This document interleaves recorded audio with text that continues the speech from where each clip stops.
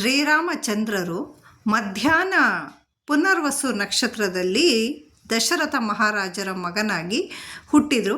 ಆ ಸಂದರ್ಭದಲ್ಲಿ ದಶರಥ ಮಹಾರಾಜರು ಪ್ರಜೆಗಳಿಗೆ ಕೋಸಂಬರಿ ಮತ್ತು ಪಾನಕ ಮಾಡಿಸಿ ಹಂಚಿದ್ರಂತೆ. ಹೀಗೆ ಪುರಾಣದ ದ್ಯೋತಕವಾಗಿ ಮತ್ತು ಈ ಬೇಸಿಗೆಯ ಸಮಯದಲ್ಲಿ ದೇಹಕ್ಕೆ ತಂಪಾಗಲಿ ಅಂತ ಹೇಳಿಬಿಟ್ಟು ಹೆಸರುಬೇಳೆ ಮತ್ತು ಪಿತ್ತ ಆಗದೇ ಇರಲಿ ಅಂತ ಹೇಳಿಬಿಟ್ಟು ಪಾನಕ, ಯಾವುದೇ ರೀತಿಯ ಪಾನಕಗಳು ಸಾಕಷ್ಟು ಬಗೆಯ ಪಾನಕಗಳಿದೆ. ಯಾವುದೇ ಪಾನಕಗಳನ್ನು ಮಾಡಿ ಕುಡಿದ್ರೂ ಕೂಡ ಆರೋಗ್ಯಕ್ಕೆ ತುಂಬ ಒಳ್ಳೆಯದು. ನಮಸ್ಕಾರ ಎಲ್ಲರಿಗೂ. ನಾನು ಇಲ್ಲಿ ಮೊದಲಿಗೆ ನೀರಿನಲ್ಲಿ ಬೆಲ್ಲದ ಪುಡಿಯನ್ನು ಕರಗಿಸೋದಕ್ಕೆ ಹಾಕ್ಕೊಳ್ತಾ ಇದ್ದೀನಿ. ನಾನು ನಮ್ಮ ಮನೆಗೆ ಎಷ್ಟು ಬೇಕೋ ಅಷ್ಟು ಹಾಕ್ಕೊಳ್ತಾ ಇದ್ದೀನಿ. ನೀವು ನಿಮ್ಮ ಅಳತೆಗೆ ಸರಿಯಾಗಿ ತಗೊಳ್ಳಿ.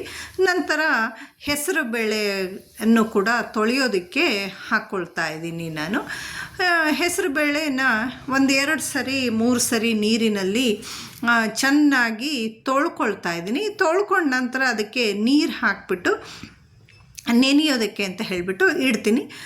ನಂತರ ಹುಣಸೆ ಹಣ್ಣಿನ ಪಾನಕ ಮಾಡ್ತಾಯಿದ್ದೀನಿ ನಾನಿಲ್ಲಿ. ಹುಣಸೆ ಹಣ್ಣನ್ನು ಕೂಡ 1-2 ಸರಿ ತೊಳೆದ ನಂತರ ಹುಣಸೆ ಹಣ್ಣಿಗೂ ಕೂಡ ಸ್ವಲ್ಪ ನೀರನ್ನು ಹಾಕಿ ನೆನೆಯೋದಕ್ಕೆ ಇಟ್ಟೆ. ನೆನೆಸೋದ್ರಿಂದ ಚೆನ್ನಾಗಿ ರಸ ಬಿಡುತ್ತೆ ಹುಣಸೆ ಹಣ್ಣು.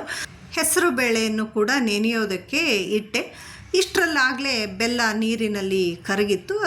ಅದನ್ನು ನಾನು ಸೋಸ್ಕೊಳ್ತಾ ಇದ್ದೀನಿ. ಯಾಕಂತಂದರೆ ಕೆಲವು ಸರಿ ಕಡ್ಡಿಗಳು ಎಲ್ಲ ಇರುತ್ತೆ ಆಲೆ ಮನೆಯಲ್ಲಿ ಅದನ್ನು ಮಾಡುವಾಗ. ಹಾಗೆ ನಂತರ ನಾನು ಹುಣಸೆ ಹಣ್ಣನ್ನು ಚೆನ್ನಾಗಿ ಹಿಂಡ್ಕೊಳ್ತಾ ಇದ್ದೀನಿ. ಚೆನ್ನಾಗಿ ನೆಂದಿತ್ತು ಹುಣಸೆ ಹಣ್ಣು, ಹಾಗಾಗಿ ಹಿಂಡ್ಕೊಂಡ್ಬಿಟ್ಟು ಆ ಬೆಲ್ಲದ ನೀರಿಗೆ ಅದನ್ನು ಸೇರಿಸ್ಕೊಳ್ತಾ ಇದ್ದೀನಿ. ಇನ್ನು ಸ್ವಲ್ಪ ನೀರು ಬೇಕಿತ್ತು, ಹಾಗಾಗಿ ಹಾಕ್ಕೊಂಡೆ. ನಂತರ ಇದಕ್ಕೆ ಜೀರಿಗೆ ಪುಡಿ ಮತ್ತು ಸ್ವಲ್ಪ ಉಪ್ಪು, ಚಿಟಿಕೆ ಉಪ್ಪು ಮತ್ತು ಏಲಕ್ಕಿ ಪುಡಿ ಎಲ್ಲ ಹಾಕ್ಕೊಂಡೆ. ನೀಟಾಗಿ ಒಂದು ಸರಿ ಅದನ್ನು ಮಿಕ್ಸ್ ಮಾಡಿಕೊಂಡೆ.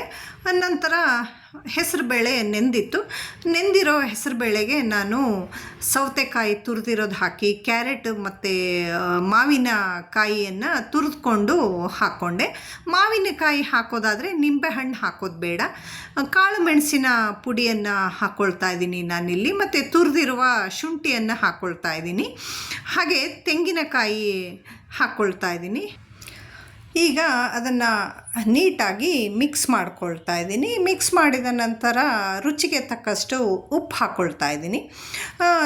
ಸಣ್ಣದಾಗಿ ಕಟ್ ಮಾಡ್ಕೊಂಡು ಇಟ್ಕೊಂಡಿರುವ ಕೊತ್ತಂಬರಿ ಸೊಪ್ಪು ಹಾಕಿದೆ. ನಂತರ ಒಗ್ಗರಣೆಗೆ ನಾನು ಸಾಸಿವೆ, ಕರಿಬೇವಿನ ಸೊಪ್ಪು, ಕಟ್ ಮಾಡಿ ಇಟ್ಕೊಂಡಿರುವ ಮೆಣಸಿನ್ಕಾಯಿ, ಇಂಗು ಎಲ್ಲ ಸೇರಿಸ್ಬಿಟ್ಟು ಒಗ್ಗರಣೆ ಕೊಟ್ಕೊಂಡೆ ಅದಕ್ಕೆ. ನಂತರ ಮತ್ತೊಂದು ಬಾರಿ ಅದನ್ನು ಮಿಕ್ಸ್ ಮಾಡಿಕೊಂಡೆ. ನಂತರ ಪಾನಕವನ್ನು ಸೋಸ್ಕೊಂಡೆ. ಕೋಸಂಬರಿಗೆ ಒಣ ದ್ರಾಕ್ಷಿಯನ್ನು ಮಿಕ್ಸ್ ಮಾಡ್ಕೊಳ್ತಾ ಇದ್ದೀನಿ ನಾನಿಲ್ಲಿ. ಒಣ ದ್ರಾಕ್ಷಿ ಮಿಕ್ಸ್ ಮಾಡಿ ಪಾನಕಕ್ಕೆ ಮತ್ತು ಕೋಸಂಬರಿಗೆ ಎರಡಕ್ಕೂ ತುಳಸಿ ದಳವನ್ನು ಇಟ್ಬಿಟ್ಟು ಶ್ರೀರಾಮಚಂದ್ರರಿಗೆ ನೈವೇದ್ಯ ಮಾಡೋದಕ್ಕೆ ರೆಡಿ ಮಾಡಿಕೊಂಡೆ ನಾನು. ನನ್ನ ಈ ವ್ಲಾಗ್ ನಿಮಗೆ ಏನು ಅನ್ನಿಸ್ತು ಅಂತ ಕಮೆಂಟ್ ಸೆಕ್ಷನಲ್ಲಿ ಕಮೆಂಟ್ ಮಾಡಿ ತಿಳಿಸಿ. Thank you.